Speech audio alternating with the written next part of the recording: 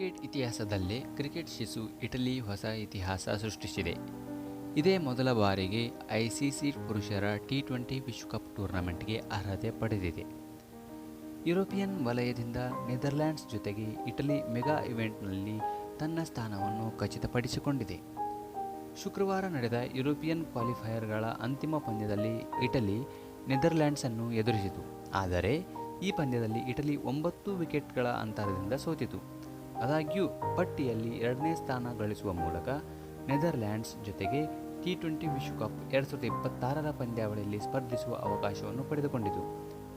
ಮುಂದಿನ ವರ್ಷ ಭಾರತ ಶ್ರೀಲಂಕಾ ಜಂಟಿಯಾಗಿ ಈ ಮೆಗಾ ಇವೆಂಟ್ ಅನ್ನು ಆಯೋಜಿಸಲಿವೆ.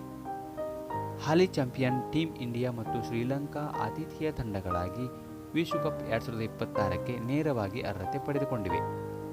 ಇವುಗಳ ಜೊತೆಗೆ ಟಿ20 ವಿಶ್ವಕಪ್ 2024ರಲ್ಲಿ ಅಗ್ರ 7ರಲ್ಲಿದ್ದ ಆಸ್ಟ್ರೇಲಿಯಾ, ಇಂಗ್ಲೆಂಡ್, ದಕ್ಷಿಣ ಆಫ್ರಿಕಾ, ಅಫ್ಘಾನಿಸ್ತಾನ್, ಬಾಂಗ್ಲಾದೇಶ್, ಯುಎಸ್ಎ ಮತ್ತು ವೆಸ್ಟ್ ಇಂಡೀಸ್ ಕೂಡ ಅರ್ಹತೆ ಪಡೆದುಕೊಂಡಿವೆ.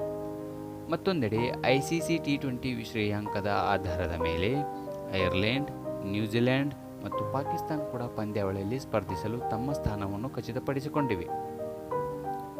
ಅಮೆರಿಕನ್ ಅರ್ಹತಾ ಪಂದ್ಯಗಳಿಂದ ಕೆನಡಾ ಮತ್ತು ಇತ್ತೀಚಿನ ಯುರೋಪಿಯನ್ ಪಂದ್ಯಗಳಿಂದ ನೆದರ್ಲ್ಯಾಂಡ್ಸ್ ಮತ್ತು ಇಟಲಿ ಕೂಡ ಮುಂದಿನ ವರ್ಷ ನಡೆಯುವ ಟಿ20 ವಿಶ್ವಕಪ್ನಲ್ಲಿ ಆಡುವ ಅವಕಾಶವನ್ನು ಪಡೆದುಕೊಂಡಿವೆ.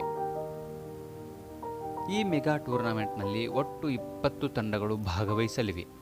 ಇಲ್ಲಿಯವರೆಗೆ 15 ತಂಡಗಳು ಅರ್ಹತೆ ಪಡೆದಿದ್ದು ಇನ್ನೂ 5 ಸ್ಥಾನಗಳು ಖಾಲಿಯಾಗಿವೆ.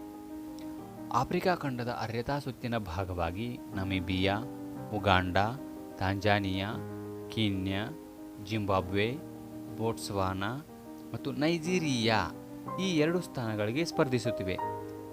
Nepal, Oman, Papua New Guinea, Samoa, Kuwait, Malaysia, Japan, Qatar ಮತ್ತು ಯುಎಇ ಏಷ್ಯಾ ಇಎಪಿ ಅರ್ಹತಾ ಸುತ್ತಿನಲ್ಲಿ ಉಳಿದ 3 ಸ್ಥಾನಗಳಿಗೆ ಸ್ಪರ್ಧಿಸಲಿವೆ.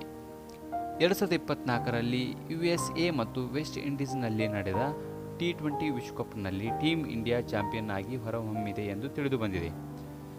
ಲೀಗ್ ಹಂತದಲ್ಲಿ ಅಜೇಯವಾಗಿ ಉಳಿದಿದ್ದ ರೋಹಿತ್ ತಂಡವು ದಕ್ಷಿಣ ಆಫ್ರಿಕಾ ವಿರುದ್ಧದ ಫೈನಲ್ ಪಂದ್ಯದಲ್ಲಿ 7 ರನ್ಗಳಿಂದ ಜಯಗಳಿಸಿತು.